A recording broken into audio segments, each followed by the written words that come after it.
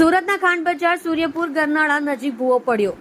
રસ્તા પર ભૂવો પડતા વાહન ચાલકોને હાલાકી। વરસાદની સિઝનમાં સુરતમાં અનેક જગ્યા પર પડ્યા છે ભૂવા। લોકોને હાલાકીનો કરવો પડી રહ્યો છે સામનો। સુરત મહાનગરપાલિકાની પ્રી મોન્સૂન કામગીરીનો પોલ ખુલ્લી। ખાંડ બજાર ગરનાળા પાસે ભૂવો પડતા તંત્રએ ભૂવાની ફરતે બેરિકેડિંગ કર્યું। આપ જોઈ રહ્યા છો ગુજરાતની સૌથી પહેલા ખબર આપતી Surat express news channel director Rajesh મંગલીની સાથે।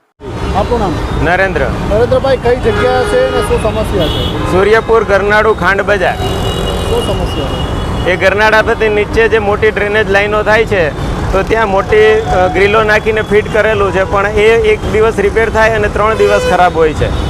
કેવી તકલીફ પડી રહી છે એ આપ જોઈ જ શકો છો કે જે સૂર્યપુર ગરનાળાથી લઈ અને જે બ્રિજ સુધીનો ટ્રાફિક સર્જાયો છે।